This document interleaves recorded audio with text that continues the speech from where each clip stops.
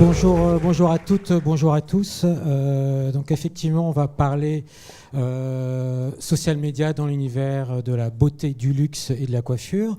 Et j'ai le plaisir, pour en parler, d'accueillir Grégory Baladier. Est-ce que tu peux te présenter, Grégory, s'il te plaît? Alors, bonjour Christophe, oui, donc moi je suis en charge de tout le digital pour le groupe Desange International depuis 3 ans et demi maintenant au sein du groupe, et ça fait 17 ans que j'évolue dans l'univers du digital, moitié agence, moitié annonceur aussi. D'accord, merci. 2 mots sur Digimind avant de rentrer dans le vif du sujet. Donc Digimind, notre métier, on est éditeur de logiciels, on édite des outils pour écouter et analyser les conversations sur le web et les médias sociaux, que ce soit Facebook, Twitter, Instagram ou en Asie, Sina Weibo, WeChat, en Russie, VKontakte par exemple. Mais l'important, c'est l'analyse. Donc, on analyse ces conversations pour fournir des informations quali et quanti utiles pour les marques, les annonceurs et les agences, des insights dans des domaines d'application de plus en plus nombreux. Ça peut être le brand content, l'analyse de tendance, et puis on verra avec Grégory tout à l'heure la détection d'insights consommateurs ou encore l'analyse d'événements de grande envergure. Je voulais revenir sur quelques chiffres en cette fin d'année de grandes tendances social média, et cette étude qui vient de paraître qui montre l'utilisation des principales plateformes dans le monde, c'est des chiffres mondes, et les quelques disparités entre les plus jeunes, la génération Z des 17-20 ans, comparée aux millennials. On voit la génération Z consomme moins de Facebook que les millennials, et qu'il y a 2 réseaux sociaux qui sont consommés davantage sur cette génération-là. 2 réseaux sociaux qui se tirent un peu la bourre quand même, qui sont en concurrence frontale, c'est Snapchat et Instagram. Plus 8 de consommation par rapport aux millennials pour la génération Z sur Snapchat, et plus 5 sur Instagram. Et puisqu'on parle de beauté, de luxe et de coiffure, je voulais revenir sur Instagram. On voit ici les parts des interactions et des posts par secteur. Et on voit que le secteur de la beauté, c'est celui qui concentre le plus d'interactions donc sur le canal Instagram dans le monde. Près d'un tiers des interactions concernent l'univers de la beauté. Et ensuite, suivi des secteurs retail et mode. Ces 3 secteurs qui sont finalement souvent interconnectés. Et donc justement, chez Digimind, cette année, on a fait une étude en analysant des millions de posts et de messages concernant les marques et les enseignes de beauté pour savoir où s'exprimaient les internautes en priorité. Les internautes amateurs d'univers de beauté, c'est d'abord sur Twitter en volume à 43%, mais très vite derrière, on a le canal Instagram à 39%. Et surtout, ce qu'il faut retenir, c'est que pour certaines marques et enseignes de beauté, ça génère 70% de leurs interactions totales sur les médias sociaux. Il faut savoir qu'en France, c'est un canal où les utilisateurs sont très actifs concernant la beauté, puisqu'ils se connectent en moyenne 21 fois par jour. Donc c'est à la fois intéressant pour les annonceurs et à écouter et à analyser. Alors pour commencer, Grégory, est-ce que tu peux nous présenter en quelques mots le groupe Desange International? Desange International, c'est l'unique franchiseur au monde dans le secteur de la beauté globale à être positionné haut de gamme. Chaque jour, c'est plus de 230 000 clients et principalement des clientes qui franchissent les portes d'un de nos salons. On a 3 pôles d'activité, à savoir la franchise, les produits et la distribution, puisqu'on fabrique tous nos produits via notre usine à Guidel. Et puis une partie licence pour utiliser justement la marque Desange. On est présent avec 3 marques réseau, Desange, Camille Alban et Fantastic Sam, qui est positionné uniquement aux US, et puis une marque produit et une marque de distribution destination de l'univers de la coiffure, à savoir Coiffidis.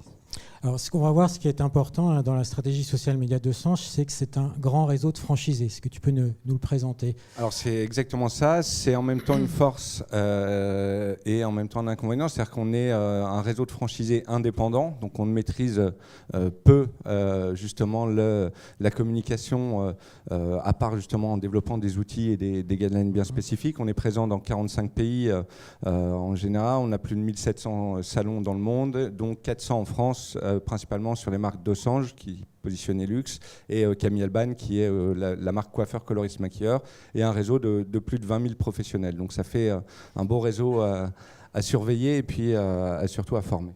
D'accord. Et alors, c'est quoi pour toi les principaux enjeux à relever en termes de marketing digital donc dans ce groupe de Sange international? Alors l'enjeu, il y a les enjeux digitaux et puis après on reviendra sur le social media. L'enjeu digital principalement, c'est de pouvoir justement développer la visibilité de ces salons sur le digital en leur fournissant des outils, puisqu'il y a, vous en connaissez sûrement, beaucoup de plateformes qui proposent des prix très attractifs dans les salons de coiffure. L'idée, c'est de mettre en avant la marque et principalement les deux marques Dosange et Camille Alban, donc de développer la visibilité des salons via un store locator et des sites dédiés à chaque franchisé qu'ils animent direct, de créer du trafic dans les salons, donc via justement le drive to store, depuis justement le digital et également aussi sur les réseaux sociaux. Et le nerf de la guerre, c'est bien entendu former les franchisés à la communication sur le digital, puisque c'est pas leur métier premier. On a affaire à des artisans, à des artistes. Le marketing est un peu loin de leur priorité, et l'idée, c'est de bien les former pour qu'on ait un discours cohérent en termes de respect de la marque. Alors, si on regarde spécifiquement les stratégies social media en termes d'enjeux, donc justement, déjà, il y a les réseaux de franchisés qui représentent un atout quand même. C'est ce que je dis. L'intérêt pour nous, c'est qu'on a cette force justement du réseau, puisque chaque franchisé étant indépendant, ils ont développé, et on les aide pour ça, une page Facebook, une page Instagram. Donc potentiellement, ça nous fait en France 350 pages Facebook et à peu près on est 150 comptes Instagram. Donc une démultiplication de la visibilité. On a une page nationale et puis derrière on se sert justement de toutes ces pages locales pour démultiplier le message qu'on veut diffuser au sein du réseau. D'accord. Et autre enjeu, donc comme justement c'est un réseau de franchisés, comme tous les réseaux de distribution, réseaux d'agences bancaires, mettre en place le social media, ça implique une forte sensibilisation et formation. Alors, on a justement autorisé, puisqu'avant le réseau n'avait pas le droit de communiquer sur Facebook, puisqu'il n'y avait pas de guidelines spécifiques. Donc là, on développe énormément les formations régionales avec l'équipe digitale. On se déplace beaucoup en région pour leur expliquer justement comment communiquer, sur quel réseau communiquer en priorité. Et puis surtout comment exploiter la marque pour éviter de dire n'importe quoi, d'associer. On a vu énormément de cas assez marrants, mais sur le moment, et puis on les a vite enlevés, mais grâce justement à Digimind, on a pu avoir cette veille-là et cette écoute. Certains coiffeurs qui partageaient le contenu perso sur leur page du salon, donc c'était pas très engageant et ça correspondait pas trop à la marque. Et du coup, on essaye aussi de mettre en avant le contenu local, tout ce qui est local content, avec en moyenne, c'est 80% de contenu local qui est fait par les franchisés et reprennent 20% du contenu national. Dans le contenu local, c'est la mise en avant des collaborateurs, la mise en avant des clientes, énormément d'avant-après sur justement les clients qui viennent en salon. Et puis aussi, on a beaucoup de mise en avant des salons, des événements. Lorsqu'ils font des événements, on les incite aussi à faire un peu de live sur Facebook. Donc tout ça, c'est pas natif chez eux. Il faut les former, il faut leur expliquer et puis surtout répéter. D'accord, donc la formation a un gros enjeu, donc, très gros enjeu chez Dosange. Et puis vous fournissez aussi des prestations donc, pour ces franchisés. On le sait, on l'a vu, cette année, une des tendances était vraiment le social to store. C'est important, pour nous c'est un gros enjeu justement, une fois qu'on leur a expliqué comment communiquer sur les réseaux sociaux, de pouvoir créer justement, d'utiliser la page et ou leur site salon pour driver du trafic dans les salons. Donc on leur propose énormément de prestations de campagnes géolocalisées avec des objectifs bien précis sur globalement création de trafic en utilisant l'offre sur Facebook qui fonctionne très très bien et puis qui nous permet aussi de traquer. Maintenant, Facebook a mis en place il y a quelques temps justement ce tracking et ça nous permet de traquer, de mesurer le ROI, de les sensibiliser justement à cette notion de ROI. D'accord. Si on en revient maintenant à l'aspect plus spécifique de l'écoute et de l'analyse des médias sociaux, c'est quoi les principales utilisations chez Dosange ? Alors moi, quand je suis arrivé, il n'y avait pas aucune écoute sur le réseau. Donc les franchisés à travers le monde pouvaient communiquer comme ils voulaient En gros, personne n'était au courant de rien. Donc très rapidement, c'était la priorité de mettre en place justement via Digimind une plateforme d'écoute, ce qui nous a permis quasiment au lancement de se rendre compte, une petite anecdote, de se rendre compte qu'aux États-Unis, il y avait un salon de Sange qui avait monté un partenariat avec l'équivalent de Pizza Pino. Vous achetiez une pizza 4 fromages et vous aviez 10% de remise dans le salon. Et ça correspond pas à l'image. Non, c'est pas trop l'image de luxe de Sange. Donc très rapidement, ça nous a permis de se rendre compte de ça et d'écouter énormément, de suivre et puis derrière de discuter avec ces franchisés. Donc c'est l'écoute des franchisés sur les réseaux, c'est l'activité des clients, parce qu'on parlait du GC tout à l'heure, c'est énormément justement de clientes. Il y a un sentiment de fierté d'être dans un salon de Sange ou Camille Alban et du coup de le poster. Ensuite, elles postent beaucoup sur Instagram, donc comment elles sont en arrivant avant et ensuite. Voilà, c'est ça. C'est en gros, c'est je vais demain chez De Sange. Regardez bien ma coupe, vous la verrez plus. Pendant que je suis chez De Sange, où il y a toute cette expérience du luxe et de l'enchantement que le réseau De Sange est capable de fournir. Donc je prends des photos de thé. Alors je prends des photos devant le miroir avec mes mèches comme ça ressemble à rien, mais il y a quand même un sentiment de fierté d'être chez De Sange, donc c'est assez drôle. Et puis bien entendu après, donc il y a en gros à chaque fois entre 2 et 3 posts par cliente sur les réseaux sociaux. Et bien entendu, on est très présent avec De Sange dans le 7e art. Donc on fait énormément d'écoutes sur des événements spécifiques, donc à Cannes, sur Deauville, le Festival du film américain, les Césars, et là dès janvier on sera pour la 2e fois à l'Alpe d'Huez, où on est à chaque fois partenaire officiel, coiffeur officiel du 7e art dans ces événements. Ouais. Alors est-ce que tu peux nous reparler du dispositif de Cannes, qui est votre événement le plus important, je pense? Cannes, c'est pour nous en effet l'événement le plus important dans l'année.